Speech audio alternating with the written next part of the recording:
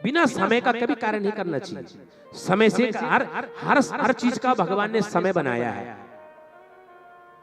सुबह ब्रह्म मुहूर्त में उठो, भले तुम दिन में 4 घंटे सो जाओ चलेगा। सुबह ब्रह्म मुहूर्त में उठो, ब्रह्म मुहूर्त न उठो, कम से कम सूर्योदय के साथ साथ उठ जाओ। यदि सूर्योदय के साथ साथ उठ जाओगे, नहा धो के तैयार हो जाओगे, 1 लोटा जल लेके सूर्य के लिए खड़े हो जाओगे, तो ना जाने रात्रि भर सूर्य प्यासा रहा होगा, नहीं रहा होगा। अरे सुबह तुम लोग उठ के पानी नहीं पीते, तो सूर्य भी तो प्यासा रहा होगा। आप 1 लोटा लेके जल सूर्य को चढ़ाने के लिए तैयार हो गए, तो क्या भगवान सूर्य आपके दिए जल को ग्रहण नहीं करेंगे? प्यासा सूर्य क्यों नहीं करेगा? अब महाराज दिन के अगर 12 बजे चढ़ाओगे, तब तक तो ना जाने कि उनकी तृप्ति हो गई होगी, तुम्हारा पानी तो देखेंगे भी नहीं। देखेंगे क्या? बे खाना किसको खिलाया जाता है? जो भूखा हो, जिसकी तृप्ति होगी वो क्यों खाएगा? इसीलिए हमेशा समय का सदुपयोग करना चाहिए। मैंने ये जीवन अपने जीवन में, जहां हम विद्यालय में पढ़ते थे किंकालेश्वर पौड़ी में, वहां मेरा विद्यादान हुआ है, तो वहां हमारी एक माई जी थी। वो माई बेचारी टेढ़ी थी, बहुत बूढ़ी हो गई थी। उस माई का जीवन इतना संयमी था कि उस माई को तुम अगर सुबह 6 बजे बिस्तर से उठते हुए देखोगे तो अगले दिन 6 बजे दिखेगी। 7:30 बजे अगर गाय से दूध निकाले तो 7:30 बजे गाय का दूध निकालने अगले दिन मिलेगी आपको। मतलब जो काम जिस दिन में जिस समय करना है, और घड़ी कुछ नहीं है, समय टाइम घड़ी नहीं है हाथ में। अनपढ़ बेचारी,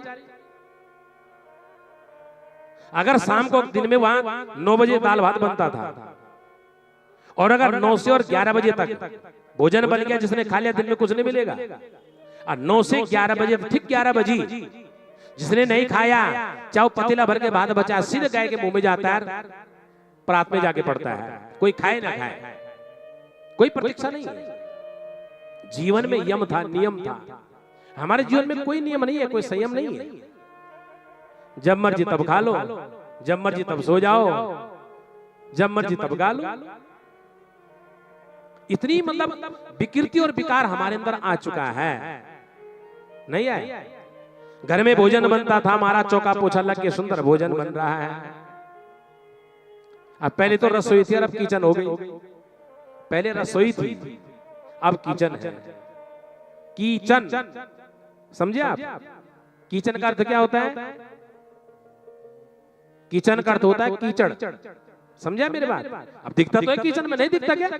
कुछ यहाँ पड़ा, कुछ यहाँ पड़ा, कुछ यहाँ पड़ा। रसोई का मतलब होता है जहां रस बरसता है उसका नाम रसोई है, जहां भोजन में स्वाद आता है उसका नाम रसोई है। अब रसोई तो खत्म हो गई। खड़े खड़े बनाना, खड़े खड़े खाना। आप लोग शादी पार्टी में जाते हो, देखते हो महाराज, लोग शादी पार्टी में ऐसे टूटते हैं, महाराज कभी नहीं खाया होगा इन्होंने। एक तरफ से शुरू हो जाते हैं, चाहे कल सुबह डॉक्टर में ही क्यों न जाना पड़े, चाहे कल सुबह डॉक्टर में ही क्यों न जाना पड़े, और जूते पहन के खाए, हाथ भी नहीं धोना, पड़ोसी देख लेगा, अरे इसे तो जो है प्लेट में खाना खाया, ये हाथ धो रहा है, इज्जत खराब हो जाएगी। नहीं,